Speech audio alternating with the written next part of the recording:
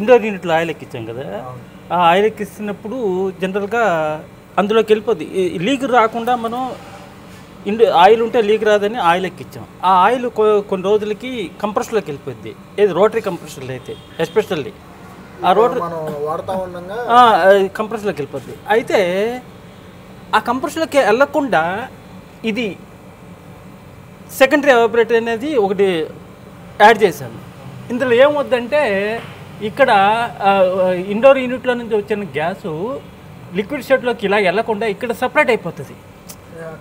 Oil ఇక్కడ ఎక్కువ storage అయిపోతుంది. స్టోరేజ్ అయిపోయి ఇక్కడ నుంచి మళ్ళా ఇక్కడ క్యాపిలరీ పెట్టాను కదా, ఈ క్యాపిలరీ నుంచి మళ్ళా ఇందులోకి వెళ్తుంది అనమాట. ఈ ఇన్లెట్ గ్యాస్ ఇన్లెట్ ఇండోర్ యూనిట్లో అవి ఏమిటంటే మళ్ళీ ఇండోర్ యూనిట్ ఆసిలేటింగ్ అవుతుంది. తీసుకెళ్ళి మళ్ళీ ఇండోర్ యూనిట్లో సర్క్యులేట్ చేస్తుంది, ఆసిలేటింగ్ అవుతుంది. ఆసిలేటింగ్ వేసాను, ఆ క్యాపిలరీ వేసాను. మళ్ళీ ఇది నేను చేసిన తర్వాత తీరా ఇది కండెన్సరు ఇది అవుట్డోర్లో రోటరీ అనుకొని ముందు ఒక క్యాపిలరీ ప్లాన్ చేశాను. అయితే ఇది రెసిప్రోకేటింగ్ కంప్రెషర్ అయితే అని మా రెసిప్రోకేటింగ్ కంప్రెషర్కి ఒక ఇన్సఫిషియెంట్ గ్యాస్ అయితే ట్రిప్ అవుతుందని, షెల్ హీట్ ఎక్కితే ట్రిప్ అవుతుందని మళ్ళీ అడిషనల్గా ఇంకో క్యాపిలరీ వేసి ఇక్కడి నుంచి ఇక్కడికి వేసాను కంప్రెషర్కి వెళ్ళేటప్పుడు. అప్పుడు గ్యాస్ కూడా వెళ్తుంది, లిక్విడ్ కూడా వెళ్తుంది, ఇది అవుతుంది, చిల్నెస్ అవుతుంది, కంప్రెషర్కి ట్రిప్ అవ్వకుండా, షెల్ వేడెక్కకుండా అని ప్లాన్ చేశాను అనమాట. అని ప్లాన్ చేసినప్పుడు అది అయిపోయింది, చేశాను, ఓకే బాగానే ఉంది. ఇవి షెల్ అది కంప్రెషన్ ట్రిప్ అవ్వట్లేదు. ప్రెషరు ఎంత ఉంది? 40. అంటే ఇందులో నేను ఏం చేశానంటే ఇందులో ఎక్కింది ఎంతో తెలుసా, 1 కిలో లోపే. అందులో నేను ఈ 22 1 kg టిన్లు ఉన్నాయి కదా, అది అందులో సగం, అందులో 200 ml ఎంత ఉంది, 200 grams ఎంత ఉంది. తర్వాత ఏమో 450 grams ఫ్లోరాన్ ఉంది కదా 22, అది యాడ్ చేసాను, అదొక 200 grams ఎంత ఉంటుంది, 250 grams ఉంటుంది.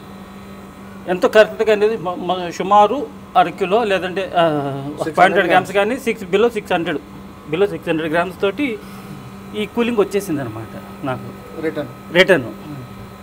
అయితే నేను ఇవన్నీ ప్లాన్ చేశాను కదా, ఇవన్నీ ప్లాన్ చేస్తే ఈ క్యాపిలరీలో పైన ఇక్కడ ఎంత ఉంటుందో ప్రెషరు అక్కడే అంతే ఉంటుంది, క్యాపిలరీలో కూడా అంతే ఉంటుంది. ఇక ఇక్కడ ఎంత ఉందో ప్రెషరు ఇక్కడ కూడా అంతే ఉంటుంది.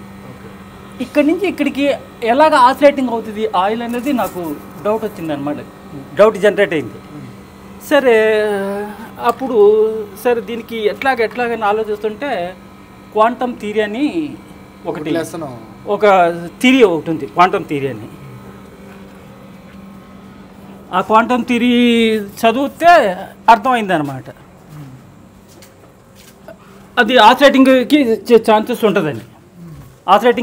ఉంటుందని అర్థమైంది. అది ఎట్లాగంటే ఇది చూపిస్తాను.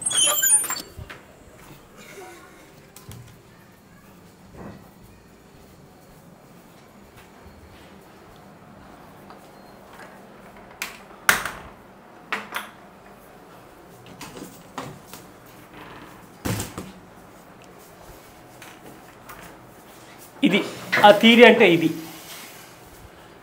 Dual evaporator to gas leak free అనమాట. అంటే డ్యూయల్ ఎవాపరేటర్ ఏం చేస్తారంటే గ్యాస్ లీక్ ఫ్రీ కోసం అని డ్యూయల్ ఎవాపరేటర్ని ప్రొవైడ్ చేశాను. What to do for gas leak, ఏం చేయాలి మనం గ్యాస్ లీక్ లేకుండా? We should be invest our professionals with diligently while enduring installation work and placed extra evaporator. అంటే మనం ఇన్స్టాలేషన్ చేసే మన ఇన్వెస్ట్మెంట్ అంటే మన టాలెంట్ని, మన ప్రొఫెషనల్స్ అంటే నైపుణ్యాన్ని ఎలా పెట్టి చేయాలంటే చాలా శ్రద్ధతోటి ఇన్స్టాలేషన్ చేసేటప్పుడు శ్రద్ధతోటి చేయాలి. అండ్ అదే నేను చెప్పాను ఒక ఎక్స్ట్రా ఎవాపరేటర్ పెట్టాలన్నమాట. అయితే the dual evaporator can roaming what we feeding the lubricant oil in the indoor unit. అంటే మనం ఏదైతే ఇండోర్ యూనిట్లో ఫీడ్ చేసామో ఆయిల్, అది ఆసిలేటింగ్ అవుతుంది. అంటే ప్రైమరీ ఎవాపరేటర్ నుంచి సెకండరీ ఎవాపరేటర్ నుంచి ఇది సైకిల్ అవుతుంది ఆయిల్. అది ఈ క్వాంటమ్ థియరీ చెప్పిన దాన్ని బట్టి ఆలోచిస్తే అయితే ఛాన్సెస్ ఉంటుంది. It will be shuttling from secondary evaporator to primary evaporator. అంటే సెకండరీ ఎవాపరేటర్ అంటే అది బయట ఉన్నది, అది పెట్టాము, అది సెకండరీ ఎవాపరేటర్. అక్కడి నుంచి మళ్ళీ ఈ ఇండోర్ యూనిట్లోకి it's called primary evaporator. Shuttling అవుతుంది అనమాట. షట్లింగ్ అంటే వెనక్కి ముందుగా, షట్లింగ్ అంటే ఇలాగ షట్ల వెనక్కి ముందుకు వస్తుంది, రివర్స్ అలాగ అవుతుంది అనమాట. ఎవాపరేటర్ వితౌట్ ఎంటరింగ్ ద కంప్రెషన్లోకి వెళ్ళకుండా ఆయిల్ అక్కడ షట్లింగ్ అవుతుంది. అదే అనమాట. As usually we have sprouted a doubt. ఒక డౌట్ వచ్చింది అనమాట జనరల్గా, ఎట్లా షట్లింగ్ అవుతుంది, ఎందుకంటే how it is possible to oscillating the lubricant in to the primary evaporator. ఈ ప్రైమరీ ఎవాపరేటర్కి ఎలా షట్లింగ్ అవుతుంది? ఇఫ్ ఇట్స్ ప్యారలల్ ప్రెషర్, అంటే నేను చెప్పాను కదా ఇందాక 1/4 దగ్గర ప్రెషర్ అంతే ఉంటుంది, ఇక్కడ సెక్షన్ లైన్ దగ్గర 1/2 ఇంచ్ దగ్గర ప్రెషర్ అలాగే ఉంటుంది. ఆ ప్రెషర్ ప్యారలల్గా ఉన్నప్పుడు ఈ ఆయిల్ ఎలా షట్లింగ్ అవుతుంది, ఎలా ఆసిలేటింగ్ అవుతుంది అనేది డౌట్ వచ్చింది అన్నమాట. ఎప్పుడు అది రెస్ట్ మోడ్లో ఉన్నప్పుడు, అంటే స్విచ్ ఆఫ్ చేసినప్పుడు ఇది 22 గ్యాస్ అయితే 150 pounds ఉంటుంది. కానీ ఇందులో నాకు జనరల్గా ఎక్కించేటప్పుడు నేను చూసుకోలేదు, 22 అనుకున్నాను.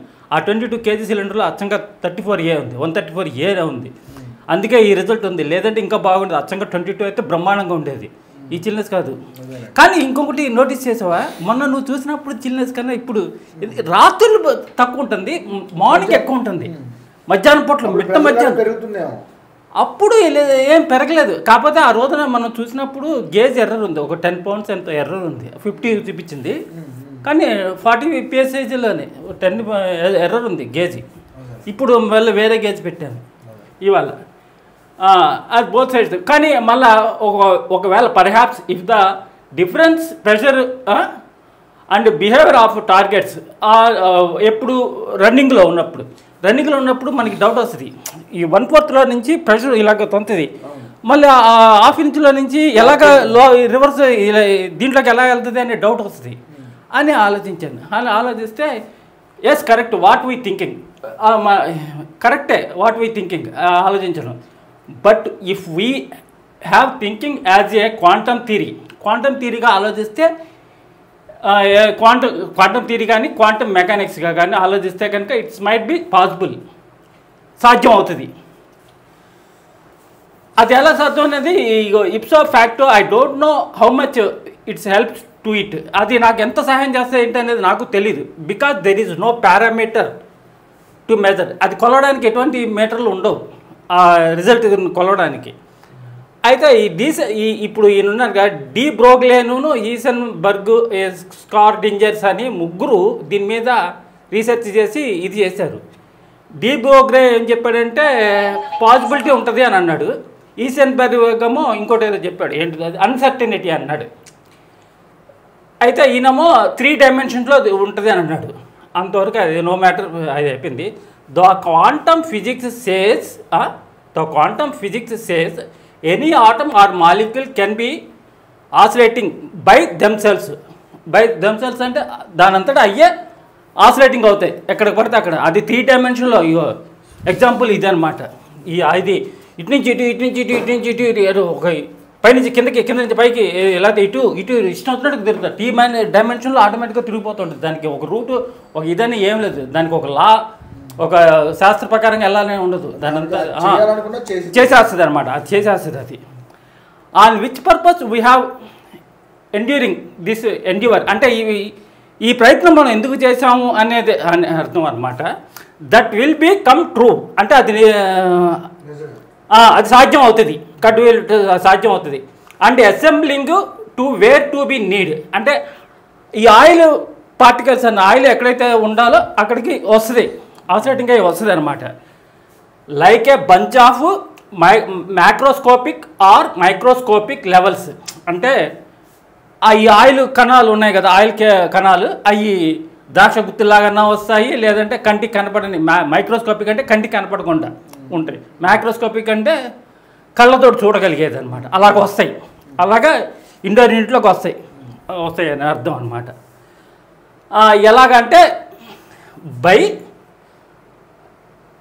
By characteristics of whose drives the universe. అదే అంటే ఇక్కడ మీకు అర్థమైందో లేదో, హూస్ డ్రైవ్స్ ద యూనివర్స్ అంటే అవి ఎలా వస్తాయంటే అర్థం భగవంతుడి దయ వలన. యూస్ డ్రైవ్ విశ్వాన్ని ఎవరు పరిపాలిస్తారు? భగవంతుడు. ఆ భగవంతుడి దయ వలన వస్తాయి అన్నమాట.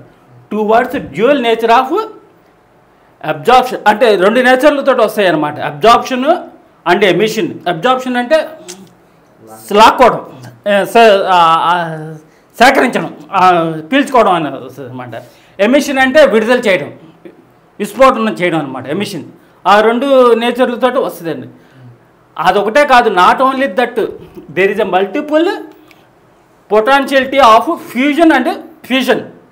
అసలు ఫస్ట్ ఇది ఉండాలి, ఇది పెట్టినట్టున్నాడు, ఇదేలే ఫ్యూజన్ అంటే ఇది ఫస్ట్ ఇది ఉండాలి, ఫ్యూజన్ అంటే అది అదనమాట. అదే అలాగ వస్తుంది. తర్వాత in the quantum theory there is a abnormal behaviour of our modes, behaviour కానీ ఆర్ మోడ్స్ కానీ of entanglement, option, interference and intensity.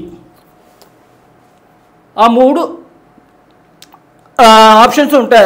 Options అంటే కాదు, వాటిలో క్యారెక్టర్ అనమాట. అదొక ఇది, దాన్ని ఏమని చెప్పాలి, ఎంటాంగిల్మెంట్, ఇంటర్ఫీరెన్స్, దాంట్లో 3 గుణాలతో వస్తుందండి ఎన్ని కాస్ట్ అనమాట. ఈ ఎంటాంగిల్మెంట్ అంటే చెప్పాలంటే అర్థం ఏంటంటే అన్లా అనమాట. అంటే దానికి ఇది ఒక రూల్ అంటూ ఏమి ఉండదు. ఇప్పుడు లైక్ ఎగ్జాంపుల్ చెప్పాలంటే మనం 1 వేలో వెళ్ళకూడదు అని ఉంటుంది కదా, అది పాటిస్తాం. దానికి అదే ఉండదు. అది గ్యాస్ ఇలా సర్క్యులేట్ అవుతున్నా అది చేయాల్సిందే వచ్చేస్తుంది అనమాట. దానికి ఇది ఏమి ఉండదు, వచ్చేస్తుంది. దాని డ్యూటీ ఏంటో అది చేసేస్తూనే ఉంటుంది అనమాట. తర్వాత ఇంటర్ఫీరెన్స్, ఇదే ఈ క్యారెక్టర్ ఒకటి ఉంటుంది. ఇంటర్ఫీరెన్స్ అంటే జోక్యం చేసుకోవడం. అంటే ఇప్పుడు ఆయిల్ లెవెల్ ఇక్కడ తక్కువగా ఉందనుకో, అక్కడ ఇక అవుట్డోర్ బయట అక్కడ ఉంది కదా ఎవాపరేటర్, సెకండరీ ఎవాపరేటర్, అక్కడ ఏమవుతుందంటే ఇక్కడ నుంచి కమ్యూనికేషన్ వెళ్ళిపోతుంది అక్కడికి, ఐఎమ్ నాట్ వెల్, లేదంటే వచ్చేయమని అని కమ్యూనికేట్ జరిగిపోద్ది. అప్పుడు అక్కడి నుంచే వచ్చేస్తుంది అనమాట. ఎలాగొస్తుందంటే అదే ఇక్కడ ఫ్యూజన్ కానీ చెప్పాను కదా, ఒకసారి ఎక్కువ మొత్తంలో కానీ వస్తుంది, లేదంటే కొంచెం కానీ వస్తుంది అనమాట. అలా రావడానికి అవకాశం ఉంటుంది. అదే ఇది నేను చెప్తున్నది కాదు, ఈ క్వాంటమ్ థియరీలో ఉన్నది, ఇది క్వాంటమ్ థియరీలో ఉంది అది అనమాట. అలాగ వస్తుంది అనమాట. అలాగ వస్తుంది. ఇక్కడ ఇది అయిపోయింది కదా. తర్వాత ఇంటర్ఫీరెన్స్ అంటే అది. ఇంటెన్సిటీ అంటే అర్థం ఏంటంటే, ఇంటెన్సిటీ అంటే ఏం చెప్పాలి, ఇంటెన్సిటీ అంటే ఒక లక్ష్యం లాంటిది. ఇప్పుడు నువ్వు ఈ పని చేయమంటే ఆ పని చేసుకుపోతావు. ఇప్పుడు నువ్వు విక్రమ్కి చెప్తున్నావు కదా, విక్రమ్ చెప్తుంటే చేస్తాడనమాట, చేస్తుంటాడు. అప్పుడు ఆ విక్రమ్ ఆలోచన ఎలా ఉంటుంది, నీ ఆలోచన నీ మైండ్ ఎలాగ ఉంటుందో ఆయన మైండ్ ఒక ఇది ఉంటుంది అనమాట. నువ్వు చెప్తున్నది రాంగ్ అయితే, అరే ఆడి దగ్గరికి వెళ్ళి అక్కడ గ్యాస్ ఎత్తుకొచ్చే అని అన్నావు అనుకో, ఆయన బండి యాక్సెప్ట్ చేస్తే చేస్తాడు, లేకపోతే చేయడు అనమాట. ఫెయిల్ అయిపోతుంది, చేయడు. నువ్వు చెప్పినట్టు చేయమన్నాడు, లేదంటే అక్కడ ఫలానా ఉంది తీసుకొచ్చేయమన్నట్టు చేయడు. ఆయనకి నచ్చితేనే చేస్తాడు. అక్కడ మెయిన్గా ఏంటంటే అక్కడ ధర్మం అనేది ఒకటి ఉండాలి. ఇంకా చెప్పాలంటే మహాభారతం మీరు ఎవరైనా చూసారా? మహాభారతంలో కర్ణుడు బ్రహ్మాస్త్రాన్ని అప్లై చేయాలని చూస్తాడు. ఆ బ్రహ్మాస్త్రాన్ని అప్లై చేసేటప్పుడు ఎలాగుంటుందంటే ఆ బ్రహ్మాస్త్రం మిస్ఫైర్ అవుతూ ఉంటుంది. ఇలా మంత్రం ఏదో చదువుతాడు, ఇలా బ్రహ్మాస్త్రం తీస్తే అప్లై చేయాలని చూస్తే ఆ బ్రహ్మాస్త్రం అది చేతిలో మిస్ఫైర్ అయిపోతుంది, టార్గెట్కి రీచ్ అవుతుంది. ఎందుకంటే ఆయనలో ఉన్న ఇంటెన్సిటీ ధర్మంలో లేదు, కేవలం స్వార్థంతో ఉన్నాడు. అంత విద్య నేర్చుకున్నా కూడా అప్లై చేయలేకపోయాడు. బికాజ్ ఏంటంటే దెర్ ఇస్ నో ఫెయిర్నెస్ అనమాట. అందులో ఆయన దాంట్లో ధర్మం లేదు.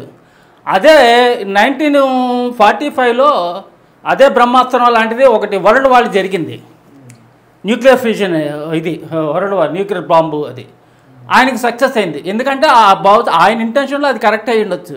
యూనివర్సిటీ నుంచి కూడా కోఆర్డినేషన్ ఉంది కాబట్టి ఆయన దాంట్లో సక్సెస్ అయ్యింది. కర్ణుడి దాంట్లో జరగలేదు, కర్ణుడి దాంట్లో స్వార్థం ఉంది, ఫెయిల్ లేదు. ఎందుకంటే అతనికి జరిగిన అవమానాలకి కోసమని దుర్యోధనతో టైఅప్ అయ్యి చేస్తున్నాడు.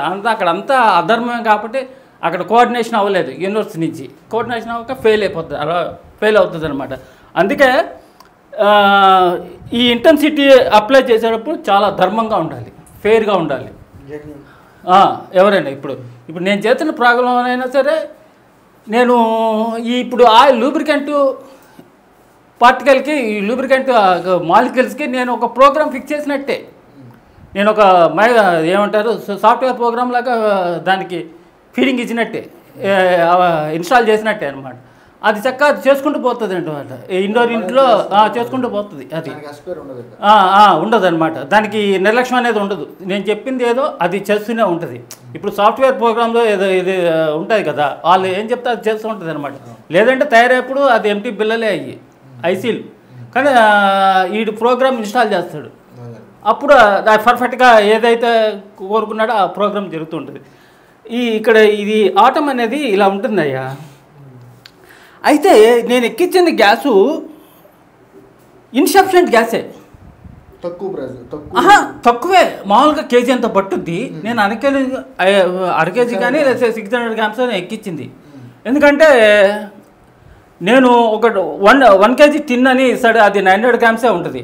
తర్వాత 450 గ్రామ్స్ 2 టిన్నులు చేసి నేను ముందు 134 అదే కేజీ సిలిండర్ తోటి ఒక విండోకి చేశాను, 1.5 విండోకి ఎక్కించి అందులో కొద్దిగా మిగిలింది. ఎంత మిగిలిందో తెలియదు, 200 గ్రామ్స్ 250 గ్రామ్స్ 200 గ్రామ్స్ మిగిలింది. తర్వాత 2 టిన్నులతోటి 1.5 ఇన్వర్టర్ ఏసీకి ఎక్కించా, 22 1.5 32 ప్లేస్లో 22 ఎక్కించారు. అది వాడికి కంఫర్ట్ కూలింగ్ ఉంది. అయితే అందులో మిగిలింది ఆ రెండింటిని దీనికి యాడ్ చేశాను అనమాట. ఏం చేస్తా అంటే ఒక 900 గ్రామ్స్ ఆ 2 టిన్నులు 900 గ్రామ్స్, ఇది ఒక 900 గ్రామ్స్ 1800 గ్రామ్స్ 3 ఏసీలకి సరిపోయింది. ఇప్పుడు నాకు అది రావడానికి అంత కూలింగ్ రావడానికి అది డౌట్ ఎట్లాగొచ్చింది. ఇన్సఫిషియెంట్ గ్యాస్ తోటి అనేది డౌట్ నాకు చాలా. దానికి my doubt is how it's comes this much energy of cooling with లో మ్యాటర్ ఆఫ్ రిఫ్రిజిరెంట్. వీళ్ళు దీంట్లో మ్యాటర్లు అంటారు. ఈ ఆటం ఏదేంటిది అది క్వాంటమ్ థియరీలో మ్యాటర్ అంటారు. మన అంటే మ్యాటర్ ఆఫ్ రిఫ్రిజిరెంట్ తక్కువ రిఫ్రిజిరెంట్లో ఎలాగ వచ్చింది. అప్పుడు నాకు my 6th sense as says that by sub atom of Quark. అంటే ఆటం అంటే ఇలాగ ఉంటుంది. ఆటం అంటే ఇది మొత్తం అంతా కలిపి ఆటం అనమాట. అంటే ఉప్పు కానీ ఉప్పు రవ్వ కానీ బొంబాయి రవ్వ కానీ అందులో ఒక కణం ఉంటుంది కదా, ఆ కణం అనేది ఒక ఆటం అంటారు అనమాట. అందులో ఇంతనే ఉంటుంది. ఇదేంటంటే ప్రోటాన్, న్యూట్రాన్, దీని చుట్టూతో ఇది ఉంది కదా, దాన్ని న్యూక్లియస్. తర్వాత ఇవేమో షెల్ లాగా ఉంటాయి. ఇట్స్ కాల్డ్ ఆర్బిట్ అంటారు. ఆర్బిట్ అంటే ఒక వీటికి మొత్తానికి రక్షణ కవచం లాగా ఉంటుంది అనమాట. ముందర ఈ న్యూక్లియస్ అనేది ఒక ఏంటి department, defence department, army department లాగా వీటికి రక్షణగా ఈ న్యూక్లియస్ అనేది రక్షణ కవచం లాగా ఉంటుంది అనమాట, ఈ బయటికి ఎటు వెళ్ళకుండా. కానీ ఎప్పుడైనా బయటికి వెళ్ళాలంటే దీని ద్వారానే వెళ్తాయి, ఈ న్యూక్లియస్ ద్వారానే వెళ్తాయి బయటికి. ఈ న్యూక్లియస్ ద్వారానే అప్పుడు ఆ న్యూక్లియస్లో 2 ఉంటాయి, యాక్టివిటీలు ఉంటాయి. అంటే అది బయటికి ఎలా వెళ్తాయి అంటే ఈ న్యూక్లియస్లో ఫోర్స్ తగ్గినప్పుడే వెళ్తాయి బయటికి. మామూలుగా దాంట్లో స్ట్రాంగ్గా బలంగా ఉందంటే కనుక ఎక్కడికి బయటికి వెళ్ళలేవు. పట్టు విడుపు అంటారు కదా, ఇంచుమించు ఆ పట్టు విడుపు కొద్దిగా సడలిస్తే కనుక అవి బయటికి వెళ్ళిపోతాయి అన్నమాట. ఇప్పుడు అలాగే జరుగుద్ది ఏదన్నా. ఇప్పుడు ఇక్కడ జరగడానికి కూడా అదే అనమాట. ఇక్కడ ఏదన్నా ఇక్కడ వీక్గా ఉందనుకో, ఇక్కడ ఆటం కానీ లేదంటే మాలిక్యూల్స్ పరిస్థితి వీక్గా ఉందనుకో, ఇక్కడ నుంచి బయట అదే ఇప్పుడు ఇక్కడ నుంచి ఇక్కడికి ఎమిషన్ అవుతుంది ఏది ఇండోర్ యూనిట్లోకి. అలాగవుతుంది అనమాట. అలాగవుతుంది అనమాట. అయితే ఇప్పుడు ఎప్పుడైనా మనం చేయాలనుకునే నాగార్జున ఇదంటే కంపల్సరీ కట్ చేసి పెట్టాను నేను అక్యుములేటర్. దీనికి ఊరికే శాంపిల్ కోసం ఓన్లీ టెస్టింగ్ పర్పస్. అయితే అది కాకుండా మనకి డక్టబుల్ ఏసీలు చేస్తారు కదా, వాళ్ళ దగ్గర 1.5 ఇంచి హార్డ్ రన్ పైప్ ఉంటుంది. ఆ హార్డ్ రన్ పైప్లో ఇలా రెండుగా పెట్టేసుకొని ఇది కంప్రెషర్కి వెళ్ళేటట్టుగా పెట్టుకొని ఇదేమో ఇండోర్ యూనిట్కి తగిలించేసుకొని ఇక్కడ నుంచి మళ్ళీ ఒక 1/2 ఇంచ్ పైపు తగిలించుకొని ఇక్కడ క్యాపిలరీ పెట్టుకొని ఈ రెండింటికి అక్కడ 1/4కి కనెక్ట్ చేసుకోవాల్సింటే సరిపోద్ది అనమాట. అదిగా అయ్యే అవసరం లేదు. 1.5 ఇంచ్ పైపు పెట్టుకుంటే ప్రాబ్లం సాల్వ్ అవుతుంది. అది అంతవరకు తర్వాత ఇక్కడ ఇది ఇది ఇది ఎలా సాధ్యం అని అంటే Nagarjuna my 6th sense says sub automatic Quark అంటే సబ్ ఆటం అనమాట. ఆటంలోనే మళ్ళీ సబ్ ఆటం. ఆ 4 ఉండడం కాదు, మళ్ళీ అందులో సబ్ ఆటం అనేది క్వార్క్ అనేది ఒక ఆటం ఉంటుంది అనమాట. సబ్ ఆటం అది దానివల్ల ఇచ్చిన ఎనర్జీ అనమాట.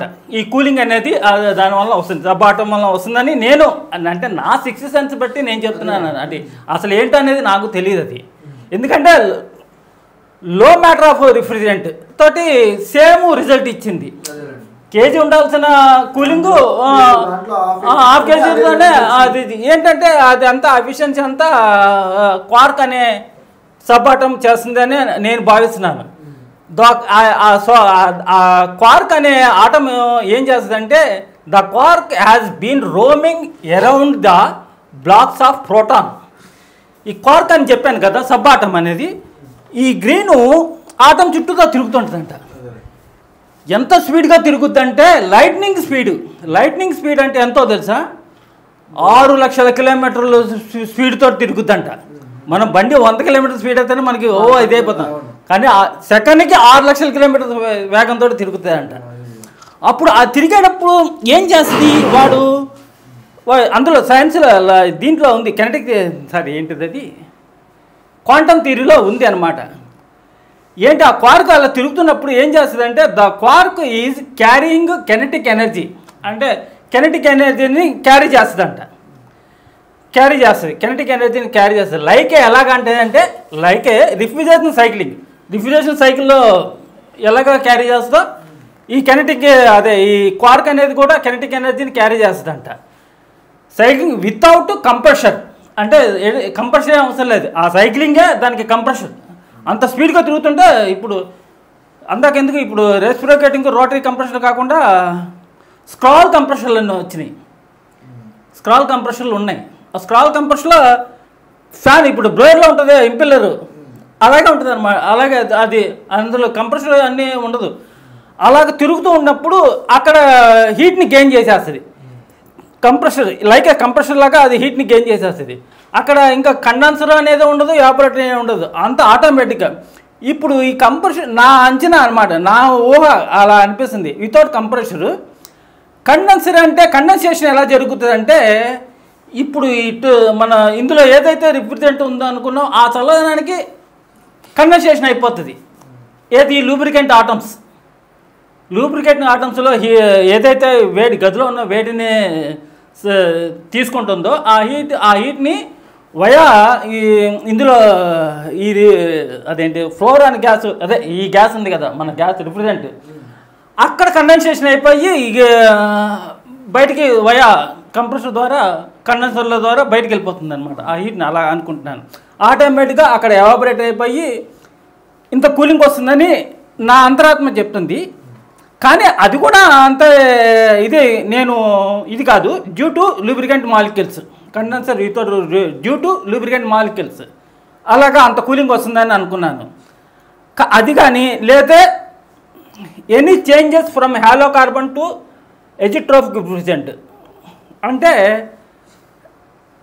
ఇప్పుడు నేను హ్యాలో కార్బన్ రిఫ్రిజ్ చేసిన అంటే ఇప్పుడు అచ్చంగా 22 అనేది హ్యాలో రిఫ్రిజరెంట్స్లో 4 కేటగిరీస్ ఉన్నాయి.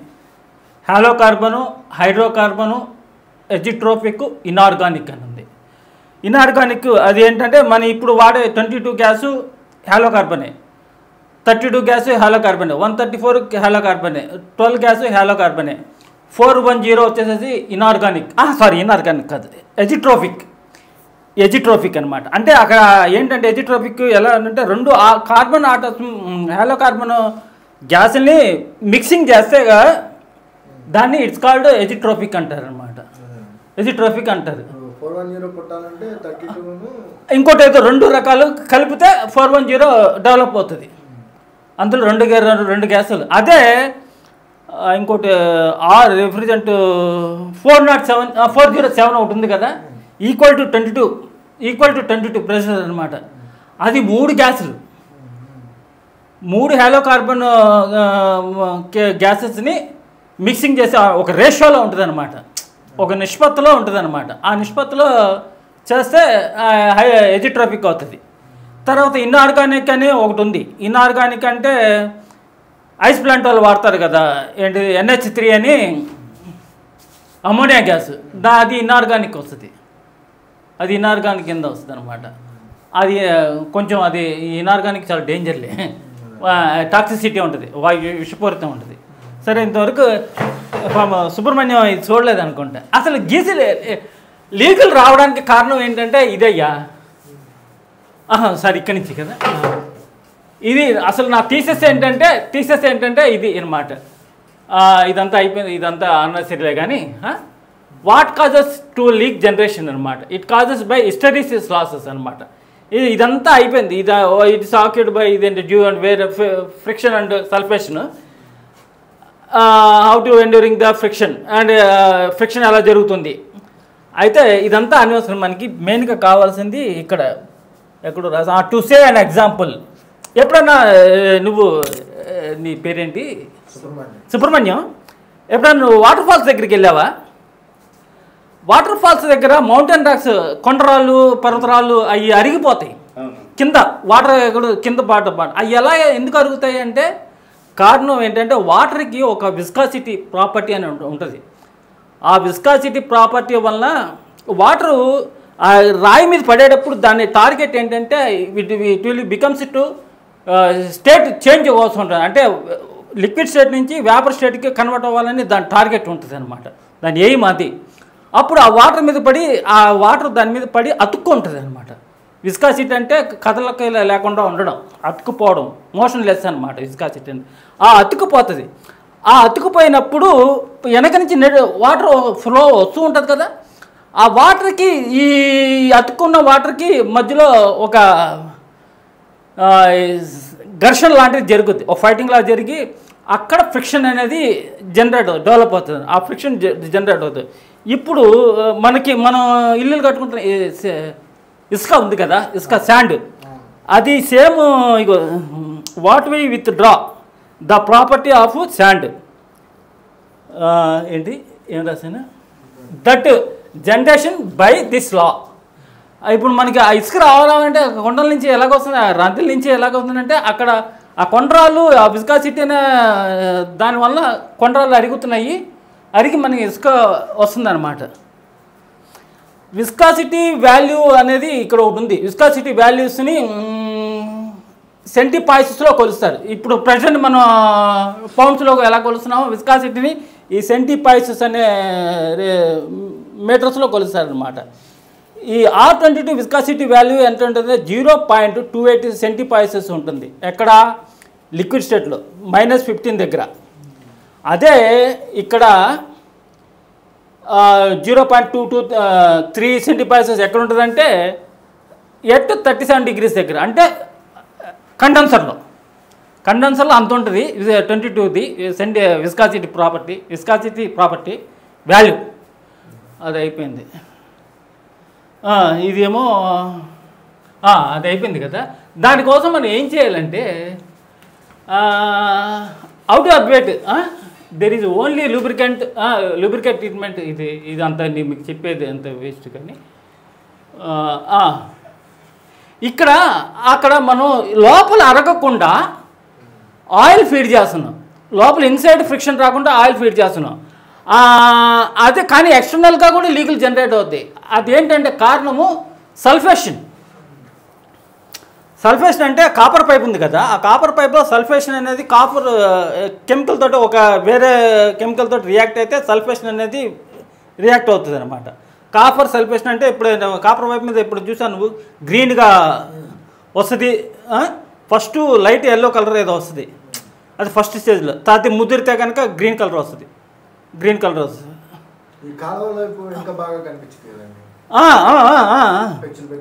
పెచ్చులు కాదు పౌడర్.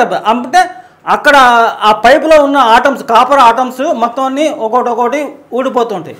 ఎన్నో ఆటమ్స్ అయితేనే ఆ కాపర్ పైపు అనేది జనరేట్ అవుతుంది, మెటల్ స్టేజ్కి రాదు. ఎన్నో అందులో నుంచి ఒక్కొక్క ఆటం బయటకు వస్తే కనుక ఒక్క ఆటం బయటకు వచ్చినా చాలా అనమాట, సన్న లీక్.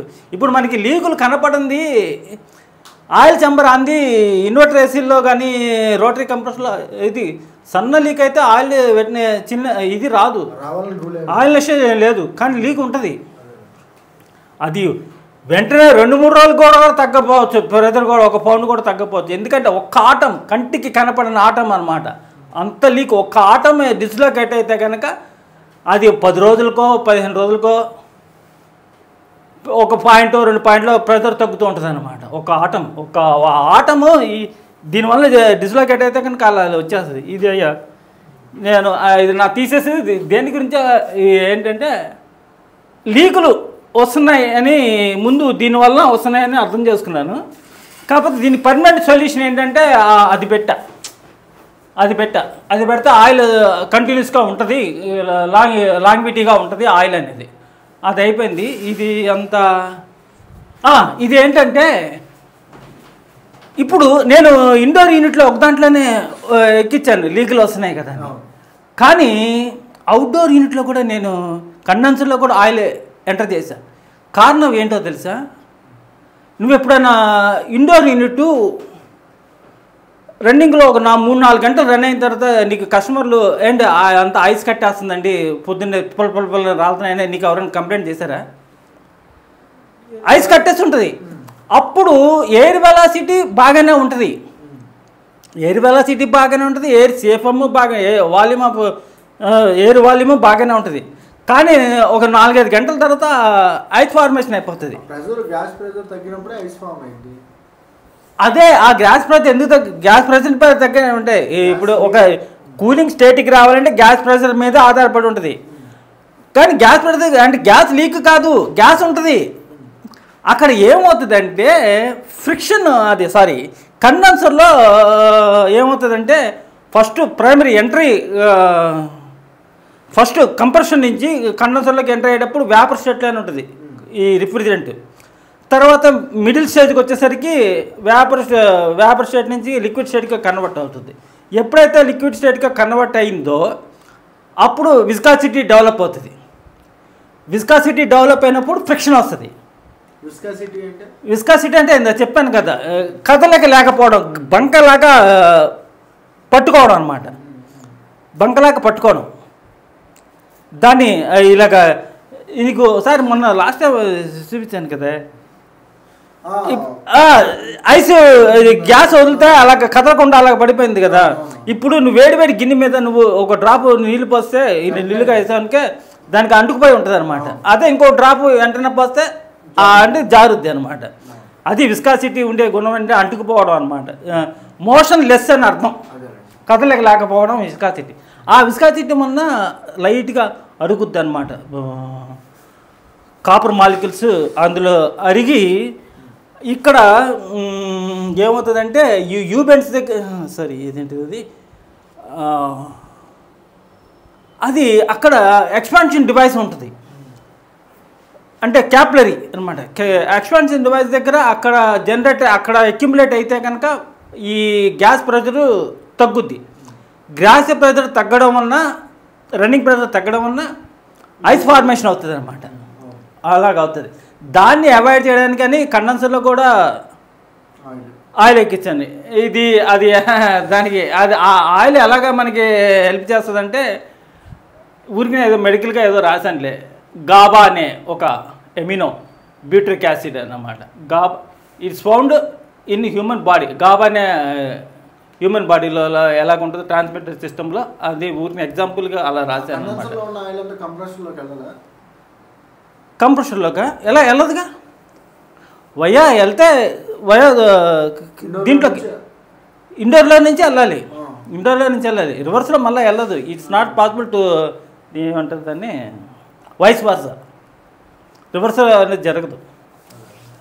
కానీ ఈ దీంట్లో క్వాంటమ్ వైజ్ ఆలోచిస్తే కనుక వెళ్తుంది. కానీ వెళ్తుంది అని అంటే అక్కడ ఇప్పుడు కింద ఉన్నది అందులో ఉన్నది వెళ్తుంది. అది ఎలాగ వెళ్తుంది అంటే వేవ్స్గా వెళ్తుంది, మాలిక్యూల్స్గా. అది దీంట్లో ఏంటి దాని పేరు ఉంది, పార్టికల్స్కి వెళ్ళదు. పార్టికల్స్కి వెళ్తే ఎనర్జీ బాగుంటుంది, లూబ్రికెంట్ లెవెల్ బాగానే ఉంటుంది. కానీ ఒకవేళ వెళ్తే కనుక వేవ్స్కి వెళ్తుంది. ఆ వేవ్స్కి వెళ్ళిన ఎనర్జీ సరిపోదు దేనికన్నా. వేవ్స్కి వెళ్ళింది ఎనర్జీ ఏంటంటే ఒక ఎలక్ట్రానిక్స్ వాటికి ఆ వేవ్స్గా ఉపయోగం, మనకి కుదరదు. నాకు ఎందుకో వచ్చిందో తెలుసా, అసలు క్వాంటమ్ థియరీ జనరల్గా ఎలక్ట్రానిక్స్ వాళ్ళే వాడతారయ్యా. ఎలక్ట్రానిక్స్ వాళ్ళు ఈ మెడికల్లో ఏమో రేడియాలజీ డిపార్ట్మెంట్ ఒకటి ఉంటుంది, ఎక్స్రేలు ఎంఆర్ఐ స్కాన్లు వాళ్ళే వాడతారు. మనం కూడా ఒకసారి వాడు చూద్దామని నేను ఈ క్వాంటమ్ థియరీ వైజ్లో ఆలోచించాను అనమాట. దానివల్ల చాలా ఇది ఇప్పుడు లెస్ మ్యాటరు, లో matter, high equal to result వచ్చిందంటే చాలా ఎస్టేటింగ్గా ఉందన్నమాట. అయినా నేను ఈ రిజల్ట్ ఇచ్చాను, రేపొద్దున 100% 22 వేరేది ఎక్కిస్తాను. తర్వాత ఇదే దీనికి రకరకాలుగా 32 కూడా అప్లై చేస్తానేమో. కానీ 6th సెన్స్ ఏంటంటే గ్రూప్ ఆఫ్ ఈ టీడీసీ బీడీసీ అని ఉంటాయి, కంప్రెషన్కి టీడీసీ, దాన్ని బట్టి క్లియరెన్స్ పైకి కిందకి ఉంటుంది అన్నమాట. ఆ గ్యాస్ ప్రెషర్ని బట్టి డిజైన్ చేస్తారు. కాకపోతే ట్రైల్ వేసి చూస్తా, అది ఫస్ట్ 22 ట్రై చేయండి. అచ్చంగా 22 తోటి చేస్తాను. 22 మళ్ళా ఇగో ఇప్పుడు వరకు నోటీస్ చేయలేదు. నేను ఒక దాదాపు 10 ఏసీలకి 10-15 ఏసీలకి ఆయిల్ ఛార్జింగ్ చేసి గ్యాస్ ఛార్జింగ్ చేశాను. తక్కువ ఏమంటే గ్యాస్ పడుతుంది, అందరూ సాటిస్ఫాక్షనే అనమాట. కూలింగ్ తక్కువ. ఒకే ఒకడు మాత్రం వాడు బాగా ఇలా ఉంటాడు, ఫ్యాట్ ఎక్కువ, వాడికి ఫ్యాట్ ఇది నా ఫ్రెండే ఆడు, చిన్నప్పటి నుంచి మేము చదువుకున్నాం. వాడికి ఒకటి ఇన్సెప్షన్ అంటే ఆడికి నేను ముందే చెప్పాను, అరే 32 గ్యాస్ అయితే నేను హోప్లెస్, రేపు పోయిద్దో ఎల్లుండి పోయిద్దో నాకు తెలీదు, అలా అది ఎక్కిమంటే అది ఎక్కిస్తాను. 22 ముందే చెప్పాను. 22 అనేది కొంచెం కూలింగ్ తక్కువ ఉంటుంది. దానికి ఇష్టమైతే నీకు 4 కాలాలు నిలబడాలంటే కనుక ఆ గ్యాస్ ఎక్కిస్తాను. నాకు కూలింగే కావాలి అని అంటే సరే అది 22 ఎక్కిమని అన్నాడు అనమాట. 22 ఎక్కించి ఇప్పుడు సంవత్సరం అవుతుంది, గ్యాస్ లీక్ లేదు. యూబెండ్స్ వేయించాడు లాస్ట్ టైం ఎవరితోటో వేయించిన తర్వాత 2వ రోజున దెంగేసింది, 3వ రోజున దెంగేసింది గ్యాస్. నేను ఇప్పుడు వరకు సంవత్సరం అయింది, దానికి ఇంకా ఇది ఇలాగ పెట్టలేదు. అప్పటికి నాకు ఐడియా రాలేదు, ఈ క్వాంటమ్ థియరీ ఐడియా రాలేదు, ఇది ఒకటి కూడా రాలేదు నాకు. కాకపోతే నేను 10-15 చేసుంటాను. ఒకటే సంవత్సరం తర్వాత ఒకటి ఏంటంటే అక్కడ ఇది నేను దాని గురించి బాగా డీప్గా ఆలోచిస్తే ఏంటంటే indoor unit outdoor unit levels same height maintain అయిపోయినాయి. కాకపోతే ఇప్పుడు మనకి ఎక్కువగా బాగా మనకి పాటించాల్సింది ఏంటంటే ఇండోర్ యూనిట్ మీద అవుట్డోర్ యూనిట్ ఎత్తులో ఉంటే మనం అప్లై చేసిన ఆయిల్ పైకి కంప్రెస్ దాకా వెళ్ళడం తక్కువ అనమాట. ఇక్కడే నేను అందుకే ఇది ఇండోర్ యూనిట్ కింద ఉంది, ఇగో కింద ఉంది, ఇదేమో పైన పెట్టాను. ఇప్పుడు ఇండోర్ యూనిట్ పైన ఉంది, ఈ అవుట్డోర్ యూనిట్ కింద ఉండడం వల్ల ఈజీగా తెంగేస్తుంది. అందుకోసమే దీన్ని నేను పైన పెట్టాను, ఇండోర్ యూనిట్ లెవెల్ కన్నా ఒక అడుగు పైన పెట్టాను అనమాట. అదేనండి, ఇప్పుడు మన అవుట్డోర్ పైన ఉన్నప్పుడు గ్యాస్ పంప్ డౌన్ చేస్తున్నాం కదా, అప్పుడు ఖచ్చితంగా ఆయిల్ కారిద్ది. మామూలుగా ఒకటే లెవెల్లో ఉన్నప్పుడు కారదు. పంప్ డౌన్ చేస్తున్నప్పుడు మనకి పైపులోంచి ఒక్కోసారి ఆయిల్ వచ్చింది కదా, బాగా హైట్లో ఉన్నప్పుడు ఆయిల్ అదే బాగా హైట్లో ఉన్నప్పుడు ఆయిల్ వచ్చింది సార్, ప్యారలల్ లెవెల్ రాదు. అది కరెక్ట్ అనమాట. ఎందుకంటే అసలు ఇది వరకు రోటరీ రెస్పిరేటింగ్ కంప్రెషర్లో ఇది చేసేటప్పుడు శ్రీరామ్ టెకంషా వాళ్ళు ఏం చెప్పారంటే ఇలాగా కింద ఇండోర్ యూనిట్ ఉండి పైన అవుట్డోర్ యూనిట్ ఉంటే కనుక మధ్యలో యూట్రాప్లు ఏమనేవాళ్ళు అనమాట.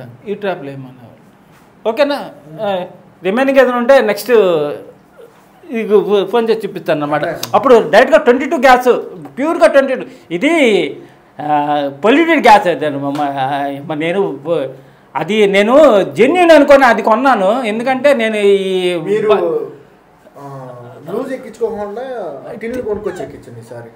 టిన్నులు అయ్యా రెండు దొరకట్లేదయ్యా.